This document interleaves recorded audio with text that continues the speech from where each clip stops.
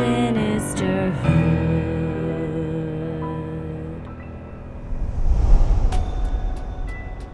This October, Heather and I were invited by the Ghost Guild to join them on an overnight investigation of the USS North Carolina, the most decorated battleship of World War II, that also has a long history of paranormal occurrences. In the years since the USS North Carolina has become a historical tourist attraction, there have been several sightings of full-bodied apparitions. Apparitions and shadow figures have also been witnessed peering through portholes and around corners, and multiple EVPs, or electronic voice phenomena, have been captured on board. Thank you, sir. Look in the window to your left. I'm sorry. Yeah, there's a lot of figures hiding around corners, like the employees of the ship that scared the living bejesus out of me after we were walking down a dark hallway. I screamed in his face. I'm very sorry. That's And one all thing he you had don't to think say about. was, "Yeah, I saw you guys coming." That's one thing you don't think about on a paranormal investigation. I thought, oh, I'm going to be afraid of all the ghosts on board. But it's also just the fact that it is dark and there are humans walking all over a ship the size of 2 city blocks, that at any point someone can just pop out of a doorway, and that's what happened. And we screamed in his face. Didn't even flinch. Of course, our hosts from the Ghost Guild, co-founded by Nelson Noss and Kelly McConkey, were well prepared for things that might go bump in the night on the ship. In 2018, on a previous investigation, they encountered something they still can't explain. But what we got in here was it's 3 times very clearly it was like something hitting the bed springs. How about making that noise louder? Nice. Jeez. Good job. That was really good. I'm not usually the one that gets kind of, woo! That So you're was over really good. here on this bed. Can you hop? Who is that? Dude, that is freaking me out, dude. Where's that coming from?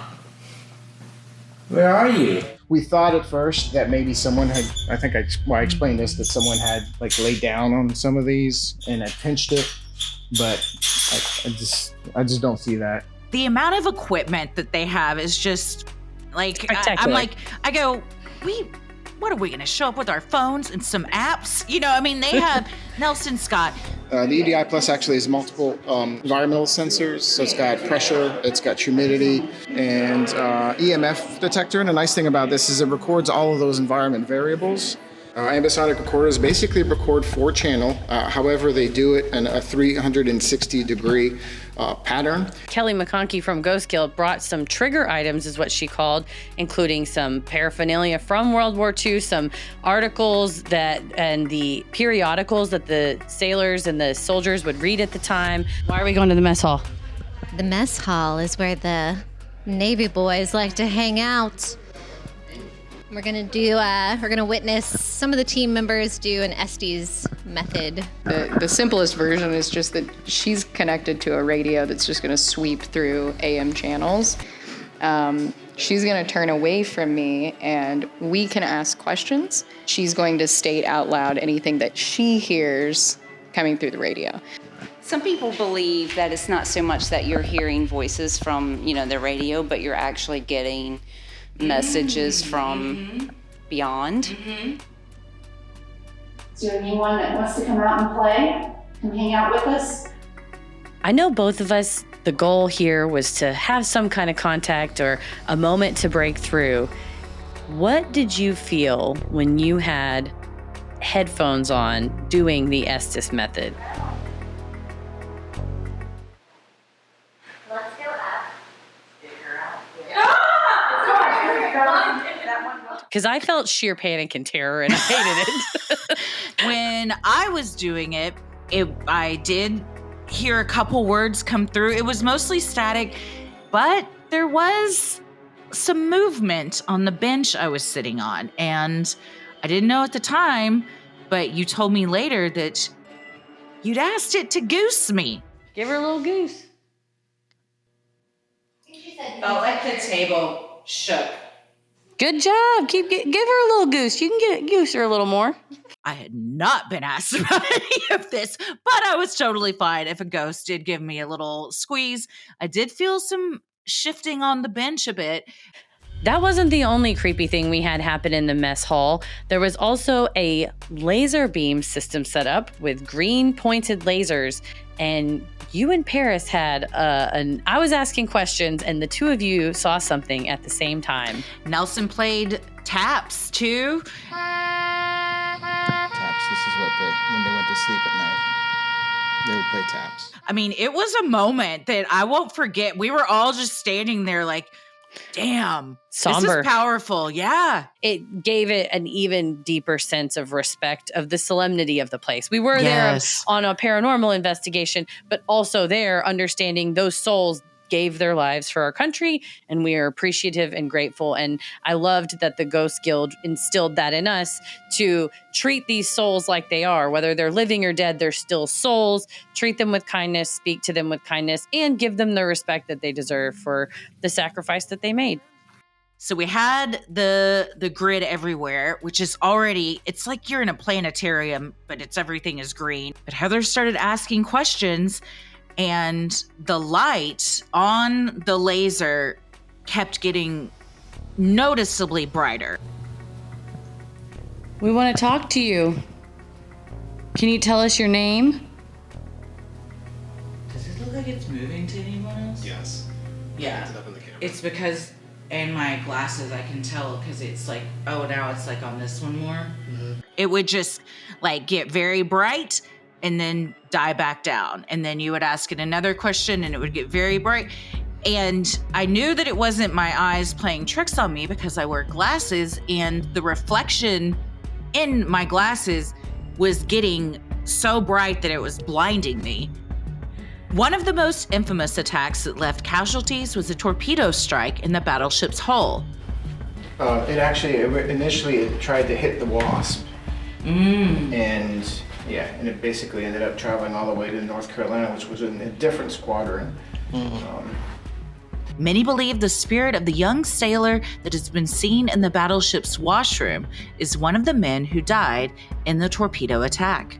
There's another sailor that Albert Geary was washed overboard. He was above this area here. There's two of the ones that are Thank you for your service, Leonard and Albert. Thank you for your sacrifice. Well, we were also very respectful. And Nelson at the top was like, we asked him, what's the best way to kind of communicate? He was like, I always I start from a place of kindness. I don't talk about it as if they're dead, because some may not realize what's happened, specifically like in the hole with the torpedo, because it happened so fast. It's hard to explain to a specter, a paranormal entity. The year is 2023. Right, we are right. from the future, you know? So at that point, we were just asking simple questions. What's your name? Where are you from? Put something right over the urinal that's got some lights on it. Can you go towards it and maybe try to touch it? That's one light. Okay, thank you. It went two. So that's the pressure. So whatever you're doing, keep it up. Good job. Okay, can we do 3 lights? If you can do that, we can communicate with questions. 3 in a row. After our 8-hour investigation, we discovered that ghosts pretty much move on their own schedule. It still left us, which is perfectly fine. That's the nature of an investigation. It left us to sit in silence as we asked questions out loud into the darkness. But at one point, those questions paid off. Down in the mess hall, on when you enter on the left, what device is on the countertop down there on that side? Mess hall on the left, I think that was Kelly's, and that's probably her REM pod. So a REM pod, actually, there's one built into this.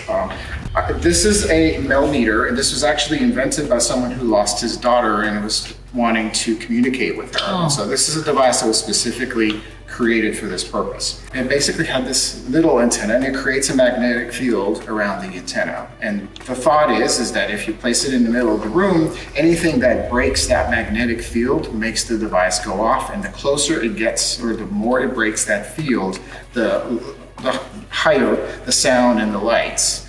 What does it mean if it's bright green and beeping loudly, sustainedly? It could mean that it's being... Something's activated. Something's activated. Is that happening down there? There was one incident, one individual little moment that occurred while Christy was deep in the Estus Method that raised the hairs on the back of our neck. Was this paranormal? We're going to let you be the judge. She can get goose her a little more. She said earlier it's fine. We're buddies. Believe me. Might have been a while since you goosed a lady. Goose her.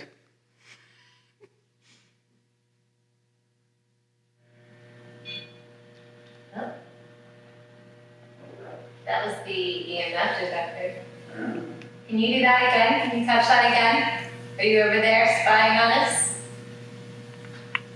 Can you make that light up again? Thank you. Good job. Can you walk away from it? Thank you. And that moment is the moment that I thought, I have now invited a paranormal entity to attack my best friend. And I'm sorry, because in the hindsight, in the moment, I thought, what would get the ghost to do something if they got permission to touch a lady? And so I just kept giving them permission.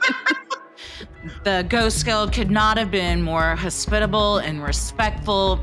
We had so much fun. This was our first paranormal investigation. Certainly not our last. Definitely loved the scientific, analytical approach that the Ghost Guild taught us, and we're going to take that on our next paranormal investigation. Where will it be? You'll find out.